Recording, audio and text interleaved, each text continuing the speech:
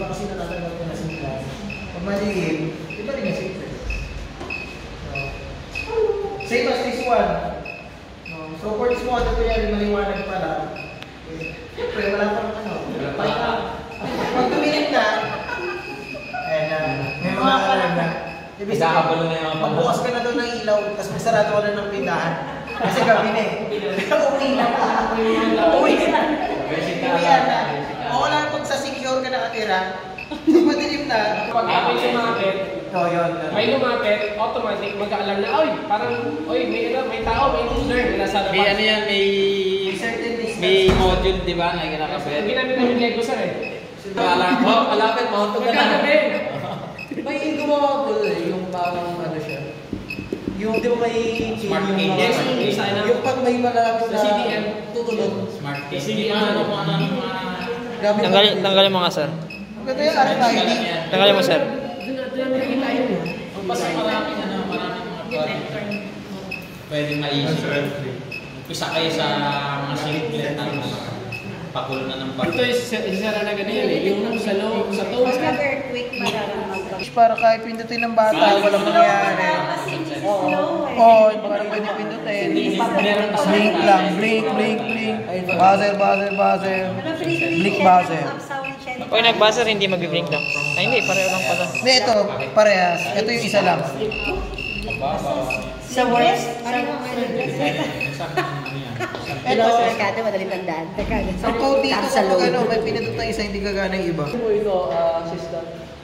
Nangyayari po dito, meron po dito switch na nag-activate ko pa. Nagbukas po yung node. No? So yung video sa ating pag-aaral na controller. Meron po tayo dito switch to enable or disable yung ating pag-grade mo, ibig sabihin, iwala tayo sa lahat na pumasok na mas sa OS kayo. So, nagbukas, hindi po man, disable yun. However, kapag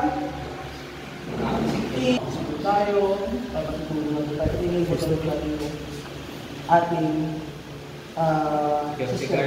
Seryoso? So, Spectator. may mag-attempt na mag-bukas yung door. Pag bukas po natin yan, automatic po mag-activate po yung latch. Then, mag-aaral na po. So, ngayon po, di ba activated na po siya? Ang ano po, dapat mag-deactivate po pag binalik po natin sa dating state. So, halimbawa yung pumapasok po ay pinabalik. Hindi po siya, hindi doon sa alarm, kahit ibalik po nito ng ibalik, hanggang hindi po nire-reset yung May-ari. So, magbubukas Si Chucho magre-reset. para po siya ay tumigil, kailangan po siya. Siguro well. May assistant eh. So, yung... Asan yung high-tech natin na lock? Lock. Yan yung lock. Kanya nagpaano eh. Yun talaga yung pinangalan. Ito po ang project ng students na robotics na upang silang high school. Ibang isang music. Mahal yung lock na yun. One-of-one. Wala pang sponsor naman. Sino pa sa inyong dalawang magdala? Si Sister Evelyn mamaya. Nagsisang 2 parts. Ito, wala to. Nakalagay lang yan. Di pa tuman na. Gumalaw to. Actually, yun yung ano. Thank you sa inanay. Detector. Oo. Ito yung pinaka-detector natin sa lab. Ito naman nasa baba. Ito yung bibigay na para simulation na nagkakaroon ng earthquake. So meron tayo Paggalaw. Paggalaw. Ano po kasi? Pagmila kasi natin. Kulang yung tubig. Medyo matagal siya mag-respond kasi nga nainom na namin. Para sa akin ang konti. Ngayon, dito sa side na ito, sa inyo. So, wala. Dito magsasabi kung gano'n kalakas yung earthquake na. Hindi makita ng audience. Piit mo daw, piit. Ikaw din mga sir.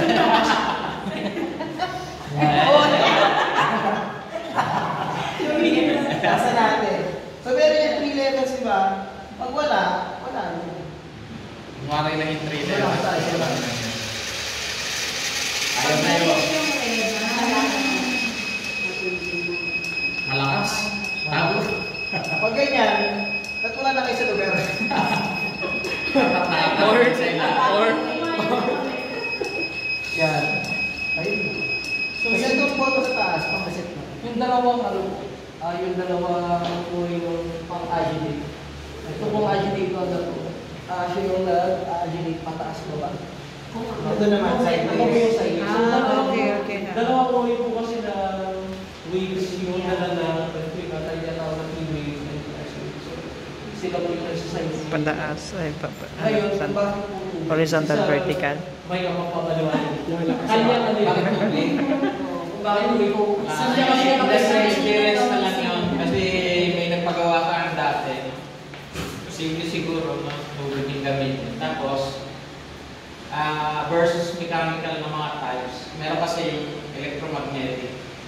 Parang mahirap imagine yan, no? Meron silang direction na doon lang parang pendulum type. Ganito lang ang direction kung naka-orient yung mechanism niya, no?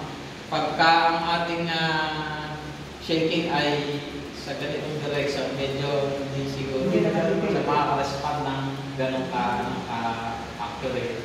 So yung type ng ng trigger para din sa ganitong all directions pwede, no? Pero yung mga sensors na dapat naka-distribute tipid kami, 4 lang. No? Basically, kaya na niyang mag-sense na mayroong movement. No? Pag nag-contact yung tubig sa sensor probe, mag-trigger na lang. Actually, yung 3 levels na indicator, hindi naman siya, sabihin natin, mabagal yung BP or sama namin. Nagkakaroon tayo ng disgrasya kapag kayong umpisa pa lang ng earthquake, hindi natin alam agad kung ano yung nangyari. May nagsasabi, may hilo. Merong magtitingin na. Lumindol ba? Nagtatama nga pa sa Nalalaman sa Facebook. Oo. Ay, lumindol. Titingnan pa sa di ba? Ay, lumindol mo. So, yung para sa siguro, para sa isang institusyon kagaya ng school, kami rin kasi nasa school, importante sa amin na masanay namin yung mga estudyante makapag-respond agad pag nagkaroon ng alarm. So, yun ang purpose namin kung bakit di-design yung ganitong So, dapat ito, sa ground. Stable na kumaga nga po dito, yung ganitong setup, actually parang nakapatong lang sa secured na lugar na hindi pinaglalaro. O kaya kahit nakatago siya sa isang room, maaari na ma-link yung mga yung signal niya, yung alarm signals niya, be it visible or visual at saka yung audible. Pwede naman i-link niya outside. Actually, itong nandito dito sa gilid, ito. Ito yung pwedeng i-link sa central na alarm system, no? Meron kayo dito na alarm, di ba? Pwedeng i-link to, no? Connect lang to dun sa trigger ng fire alarm or may separate na alarm set para sa earthquake. Ito yun actually. Kaya lang hindi na namin dinala kasi inisip namin baka pagka nagpatanong kami dito magalit yung mga aso at saka kung sino takbuhan na yung mga tricks nga sir, mga tricks. kasi pinistay natin o yung kanino mo ganyan lang gagawin yan kaya prescribe na yung mga competition. So depende, hindi ito programmable yan. So more on electronics lang siya. Electronics lang, more on adjustment ng settings. May competition yung data science, local and international. Ganito lang. Ito, data science yan. Opo. Ang tawag dito? Sundan niya na. Meron na Sundan niya na. junior high school, pero Ang galing talaga. sumasali sila. Yung mga De La Salle Saber, yung mga sumasali. Ang daming sumasali din sa competition. Actually kami, pinasasali kaya lang senior high school, hindi na kami kasama doon sa ganitong category. Lugi. Hindi Ito yung pinakamura ito sa isang mga kids. Yung ibang mga events nila o mga categories, mas mahal na yung mga kids. Finish na daw siya. Tapos, Finish na. Boundary Next na. stop. Pag ganyan, boundary mga na. laban.